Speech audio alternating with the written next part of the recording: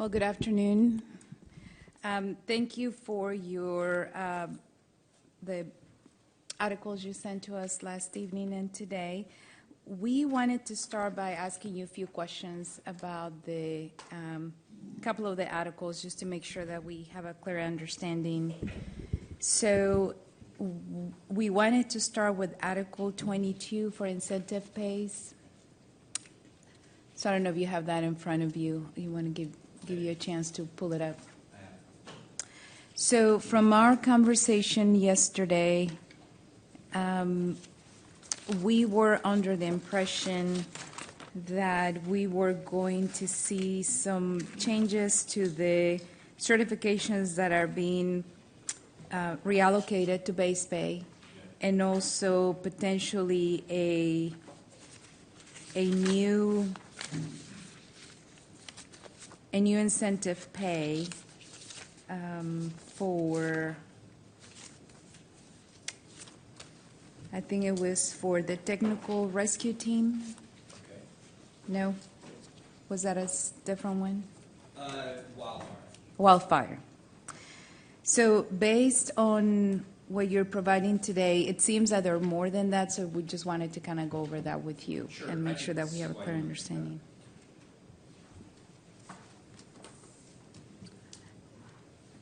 Whenever you're ready. Ready. Yeah. So starting with Section 2, are those new? No. So part of the language that we gave you reorganizes existing language in Article 22. It's quite lengthy and a little unwieldy, and so what we did, which are non-substantive changes, is take Section 2, which currently in the CBA contains a hazmat incentive, and change what we call that. Right. So we're just going to call that special operations unit assignment pay. And as you see, it does still contain the hazardous materials team incentive pay, but it also includes technical rescue and aviation incentive pays that currently are elsewhere in Article 22.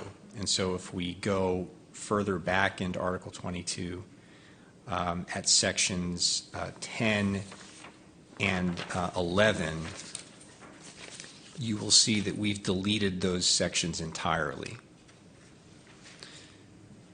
For aviation and technical rescue? For aviation and technical rescue. Now, we haven't intended to delete the benefit. We're just moving those up, essentially consolidating those three similar pays in Section 2. So we understand, and we certainly intend that aspect of our proposal to be non-substantive. The substantive change is the addition of the wildfire team.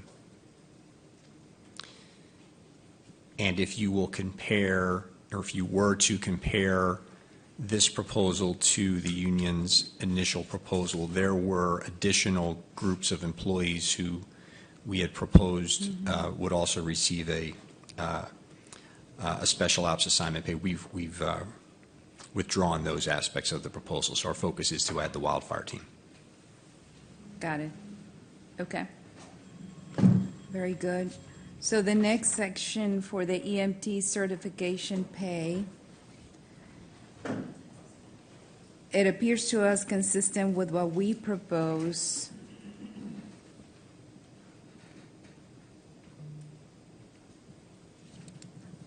We are moving $75 to base pay, correct? That's right. And then just making changes to the other tiers to reflect that change. Yeah, that's very similar. I think there might be a little bit of some stylistic tweaks in that section, but substantively, I think it's almost identical to your proposal. Or substantively, it is identical to your proposal at this point in the article. Got it.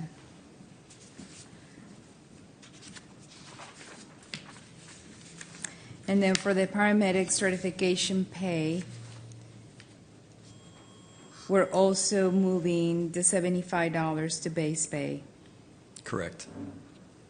and then making the same reductions of $75 for all the tiers. That is correct.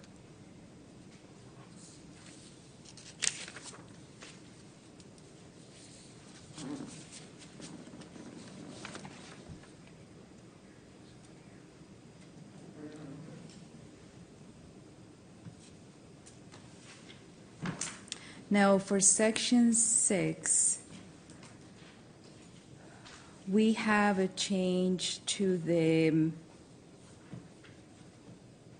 paramedic pay, reducing it by $75. In yours, there is no change from the current CBA. Well, no. Our proposal with respect to Sections 5 and Section 6 was to merge the paramedic certification pay so that it's consistent regardless of your assignment, whether you're fire division or whether you're assigned elsewhere. So where is that change? And so in Section 5, we see the paramedic cert pay. This is pretty much, identical substantively to what the city proposed yesterday. But when you get down to Section 5, subsection C, right, where you'll see in that paragraph, currently in the contract, it says you only receive this paramedic certification pay if you work as a paramedic in EMS or in communications or aviation.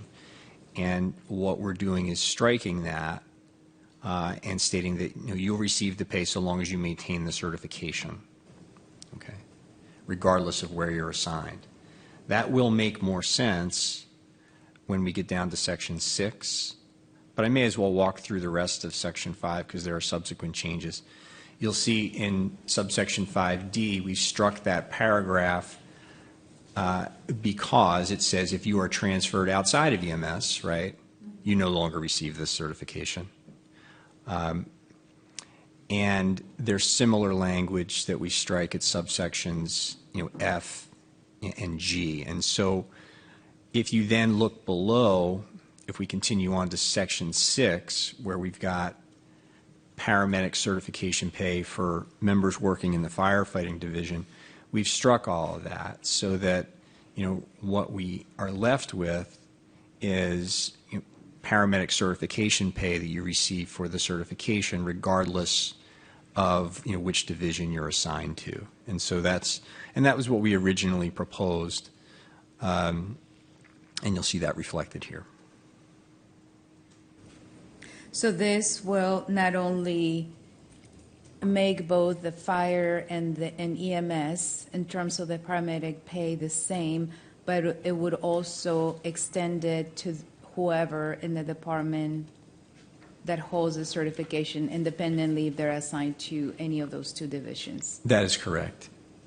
And it's it's an increase. So the amount is lower for paramedics in the fire division, and so we're proposing a slight increase there so that it's consistent with the pay that paramedics are receiving elsewhere in the department.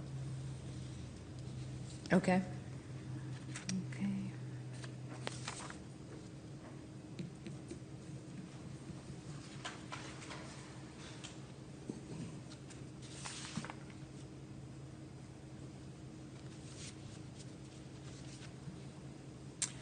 Now, for Section 8, and I believe this may be the same language that you had originally proposed, but the arson assignment and the TCO certification pay, the TCO certification pay as reflected on Section AB is new, correct? That's not something that we currently have.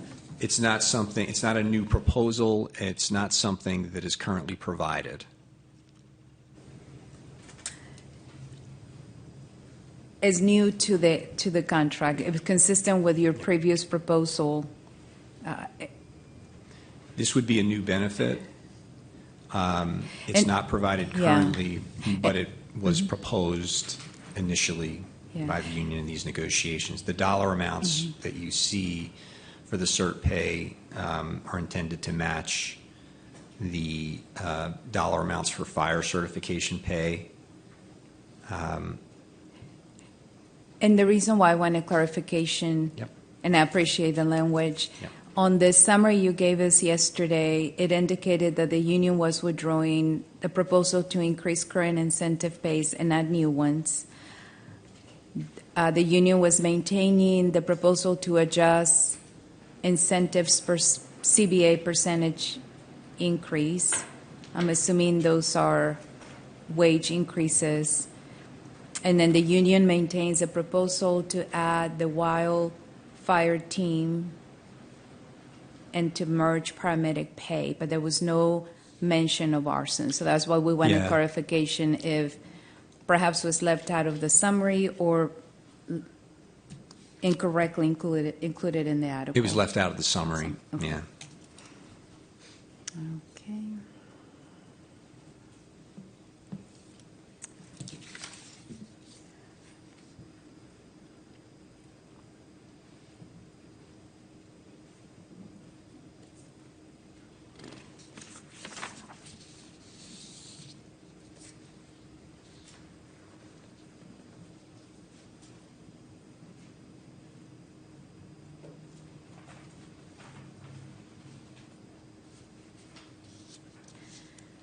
Now, for the medical training officer, is that the same thing that was not mentioned on your summary?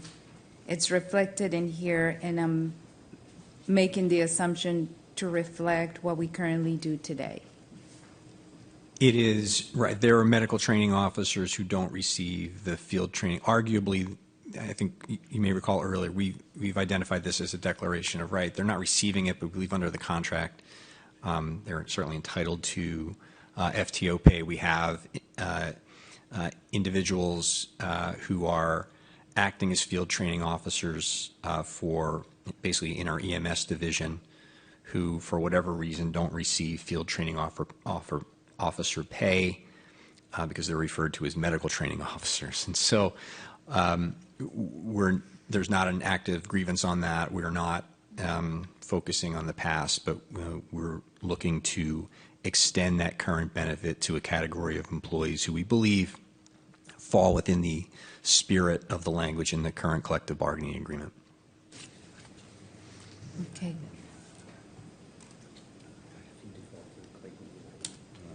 It's only a handful. Yeah, we're talking about a handful of members. We can get you an exact number, but they're very few.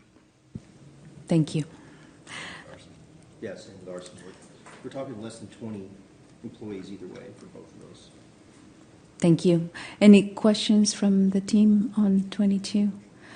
The other piece that we wanted to clarify, we did not get a article for wages, and in the previous proposal, there was an adjustment of $14,000 over 3 years, and that reflected the $2,400 that was being moved from certification pays and clothing allowance into base.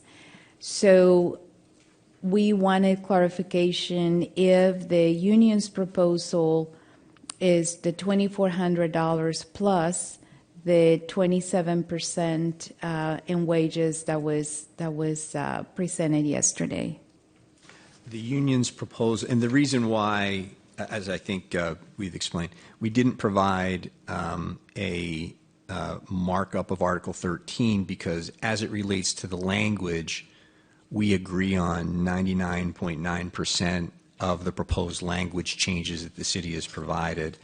The only differences, as we understand it, in reviewing the city's proposal are the percentage raises in each of the 3 years. And then, given that the city's proposal then applies its proposed raises throughout the salary schedules in Article 13, we could do the same thing with our numbers, but we think that substantively the only difference we have are the percentages. And so where for October of 24, the city has identified a 7% wage increase. As you know, our proposal is that number should be 11%, right? And so, again, in year 2 in 2025, the difference being the 9% versus the 4%, and in year 3, the difference being 7% versus 3.5%. we agree to the city's proposal and your proposed language to implement the $2,400 adjustment and those changes. And so we thought as a matter of efficiency that it wasn't necessary to do a full markup of Article 13. That's okay. Yeah. We just wanted clarification to make sure that we understood the intent, if it was similar to what we have in our language in the article, the 2,400 plus the wage increases. Sounds like it's the same intent for the association. And we know how the raises were applied in doing our math on your proposal. We're 100% in agreement on that. The question is just the percentage itself. Great. I don't have any other questions. Any other questions from the team? No. Okay, great. So what we are going to do is caucus for about 30 minutes, and then we'll come back and give you a full response to your proposal. Great. Thank you. So it's 1:25 right now, so 5 minutes to 2. We'll be back. Thank you. Thank you.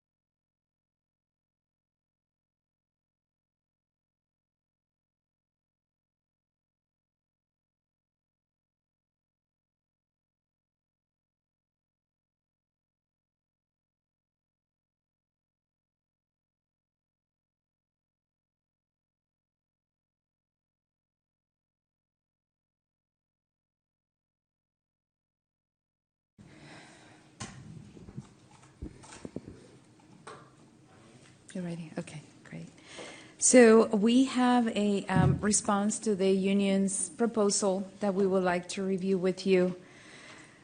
We created a summary as that appears to work for both of us, just to kind of go over the changes and what we've also done is we highlighted in yellow those specific articles that we're providing copies of today.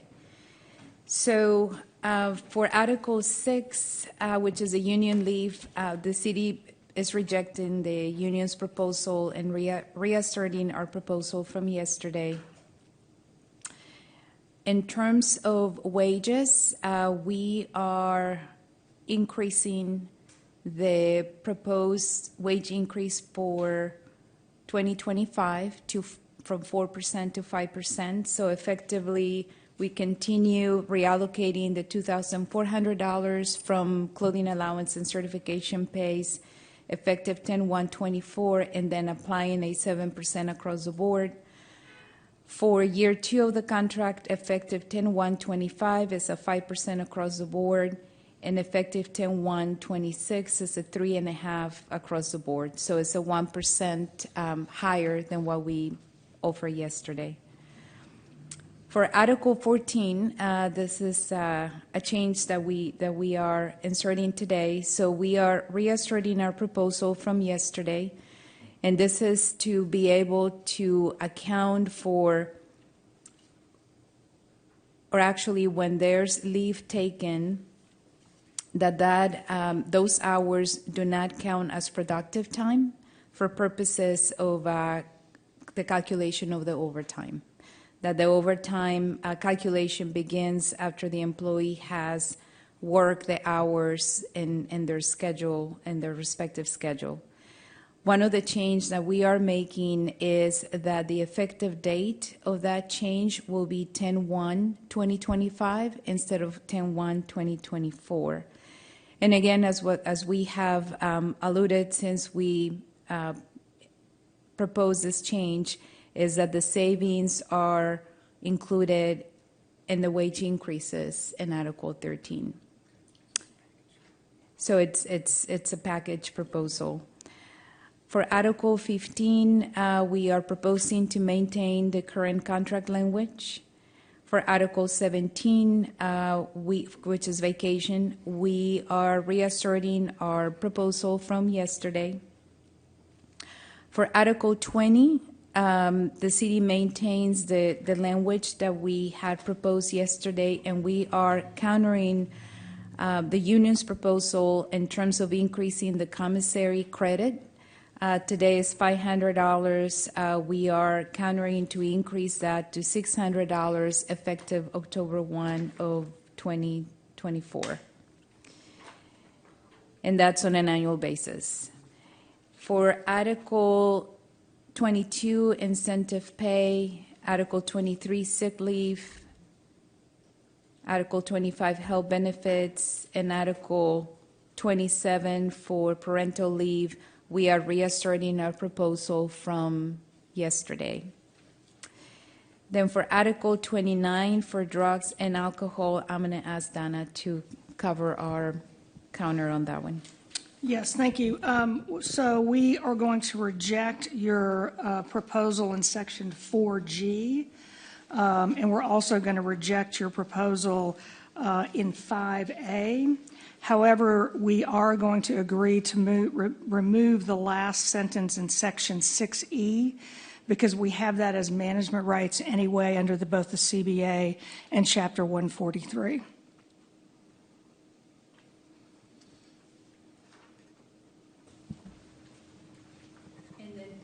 And then finally, for Article 32, promotions, and for firefighter trainee and firefighter probation article, we are reasserting our proposal from yesterday. So in summary, we are increasing our wage proposal by 1%, making some changes to Article 14 for overtime, and again, those two go together as we're using some of the savings, or we're using all the savings in the overtime article to go towards wages, and then increasing the commissary credit from $500 to $600. and we're happy to answer any questions. I think it was really clear, and I appreciate it. If you look at the article, and this is just a clarification, the language, and we're moving fast on getting documents together, and so I appreciate it. In Article 14, if I'm looking at the language, do you intend where it says effective October 1, 2024, consistent with your message, that should be 2025? You are correct. Okay, Yes, should that's be fine. effective 1/2025. Thank you.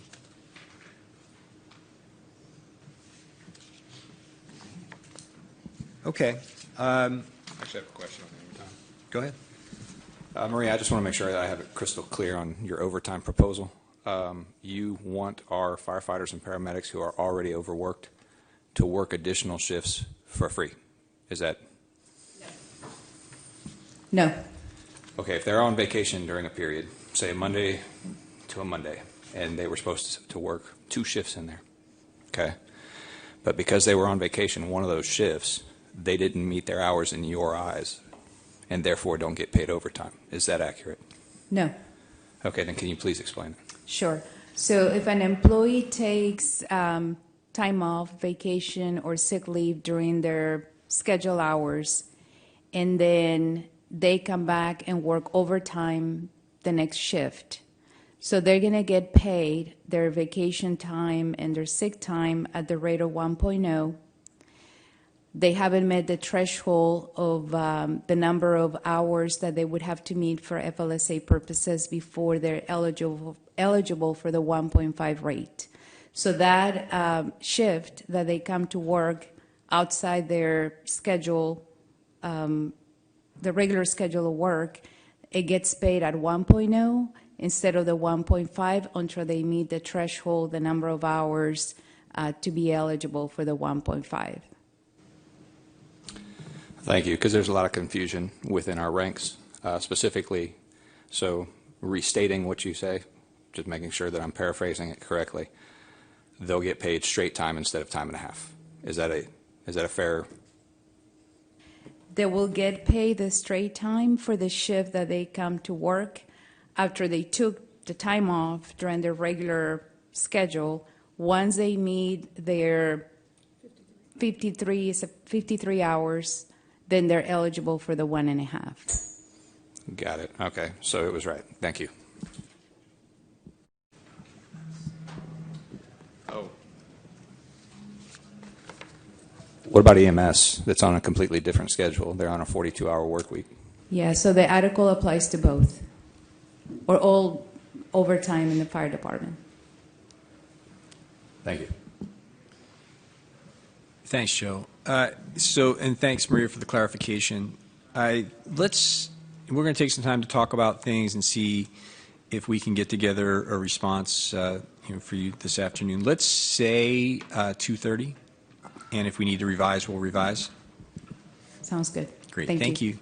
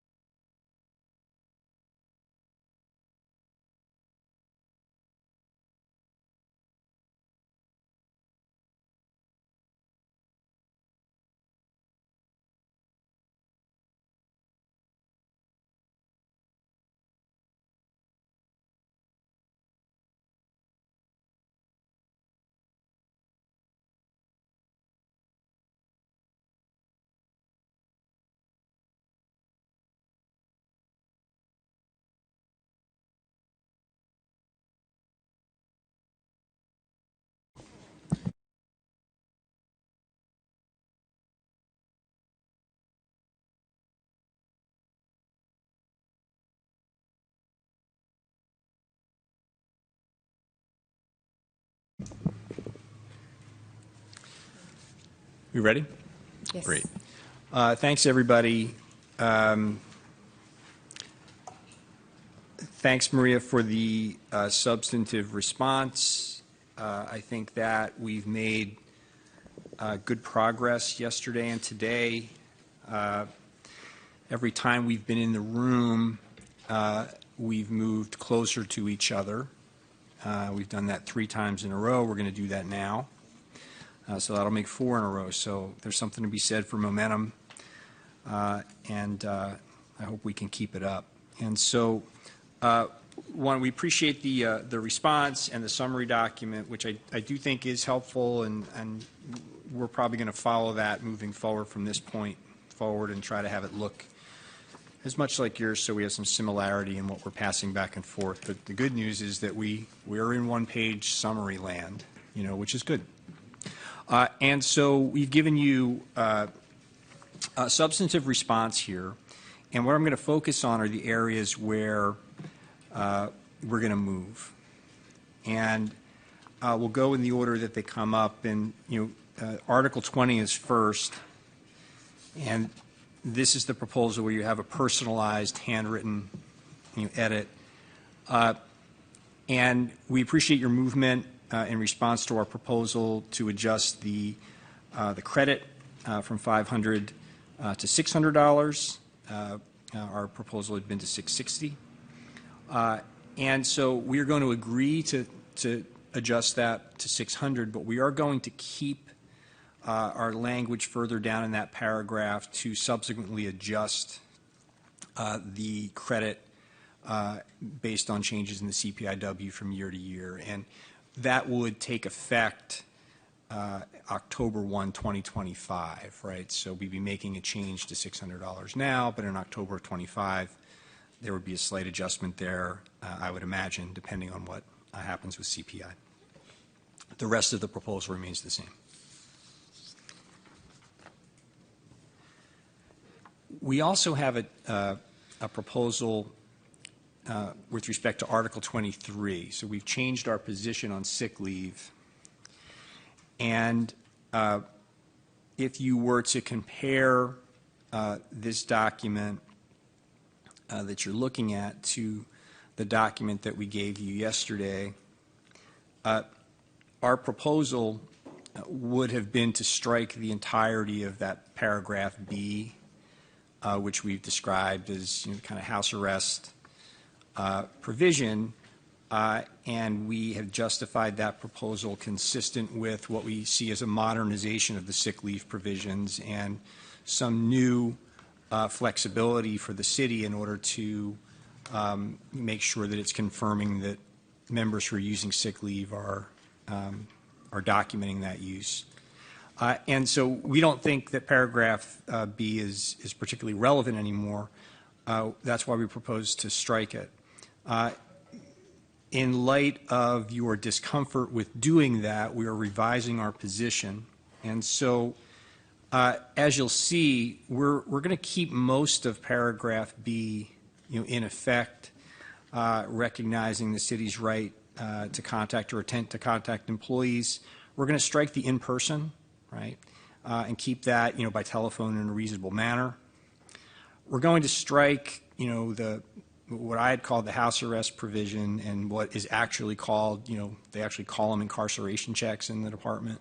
The incarceration check language that's contained in sentence 2, and that we would keep the third sentence that provides the chief discretion. And so this would reflect the good practice within the fire department. There's been a good practice and a less good practice in the fire department. And historically, a sick check, has been, if they call it that, has been done by phone, okay, when it's done.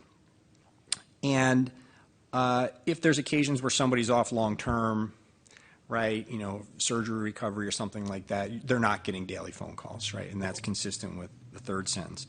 What has happened over the last few years, since COVID, and I don't know whether this was a function of people being off on quarantine and concerns about what people might be doing or might not be doing, I don't know. is that the department has been very active in conducting incarceration checks, which from an efficiency standpoint don't seem to make sense. We're sending city employees during work hours, driving, to somebody's house, sometimes, considerable distance to people's house just to check, are you home? And quite frankly, it's insulting to a professional to have that done. And it's not consistent with the tone that I think both parties have taken with respect to the use of sick leave. And so what we think here we've done with respect to changes in Article 23, if the city agrees to this counter, is we have modernized the system. We've provided more flexibility and improved methods of providing physician certificates to the department, but we're taking out these, this incarceration check stuff. And so we'd like you to consider it. We think that it will put us in the right place with respect to sick leave, and it also sends a message, from the city to its firefighters that, we don't need to, we trust you a little bit, right? That you're professionals and you're going to use sick leave when you're sick and not otherwise. City always reserves the right to discipline if something happens, or if there's reason to believe that somebody's abusing a benefit. Fortunately, we don't have that in this department. We haven't had that experience. And maybe the incarceration checks are a vestige of an administration that is no longer led the same way that it's been led. But we don't think there's a place for that sentence, and so that's why we're proposing to take it out. Now, those are the two changes that we have in response. We'd like you to consider them. There are a number of other things contained in the city's proposal that we've had some discussion about. We're going to continue to have discussions about, and so we look forward to continuing this process. My sense is we've probably gone about as far as we can go today in a meaningful way, and we don't expect to get an answer from you for any of our proposals today, but we do look forward to reconvening so that we can continue this process. And we are willing to extend the contract, right? As we move into July in order to foster more progress and more discussions between the parties. We started out this process, everyone was optimistic that we would reach a negotiated agreement. As happens in the course of any negotiations, there are periods of time where we are less optimistic than others. I think that we're back on the optimistic track, and we want to continue to move forward. And so we'd like to extend and continue the discussions, and we look forward to getting back together in July. Thank you, Rick, and thank you for these two counters that you are making today. Couple of things. We appreciate the willingness to extend our negotiations, and we have a couple of extensions that have been signed, and I just signed as well, that would take us for an additional 30 days through the end of July. So we just need to exchange our dates of availability for the month of July, and we'll get with our team and do that.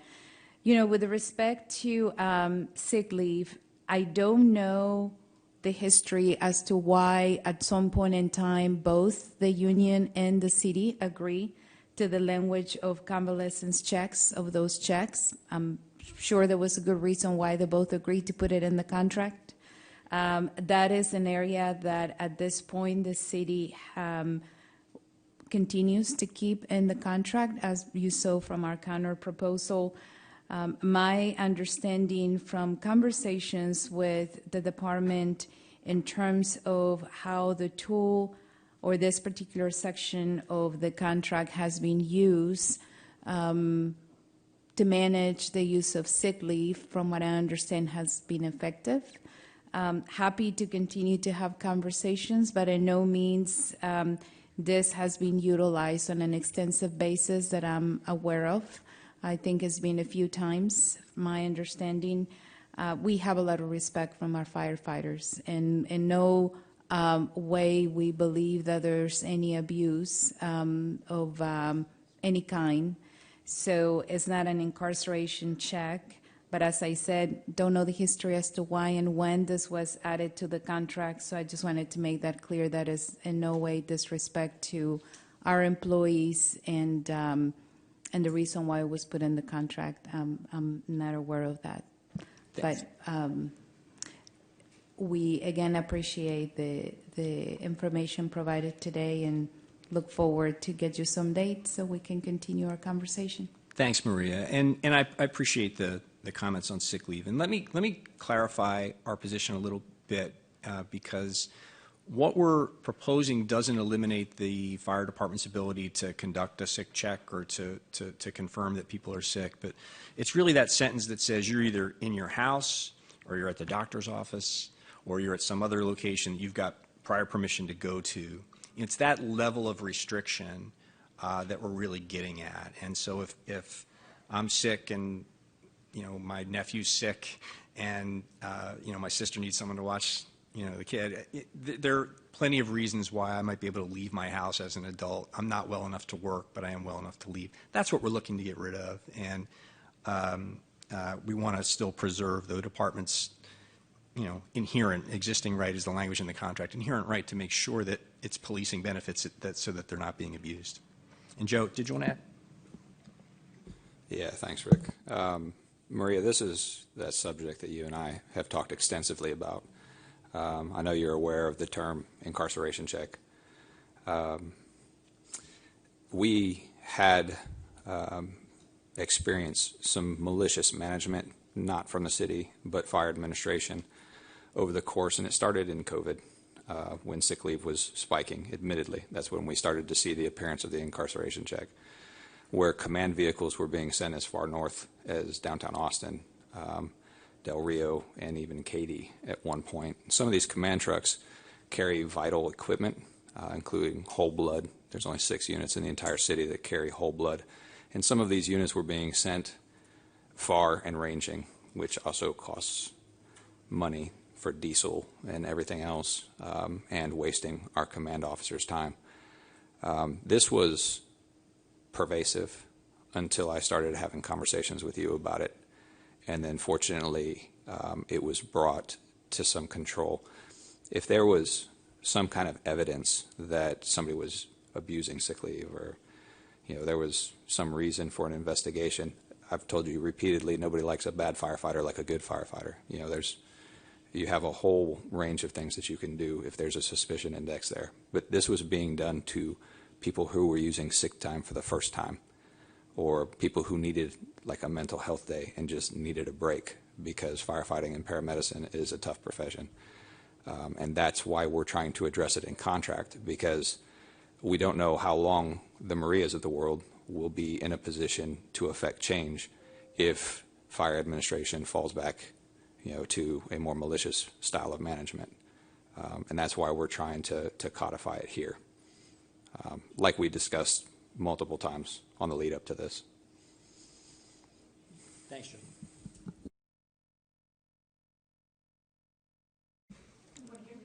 Yeah, let's exchange dates, and we want to keep the momentum going, and we look forward to getting back together in July. Thanks.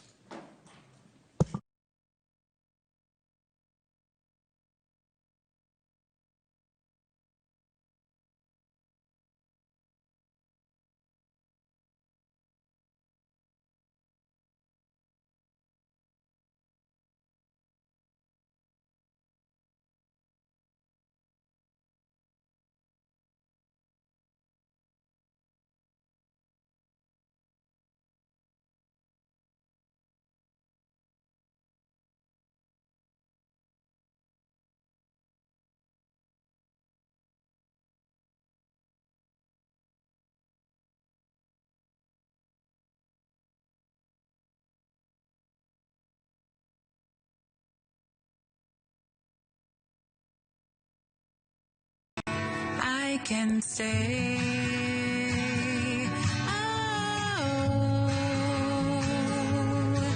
as the sun dries the tears of the night from each blade of grass.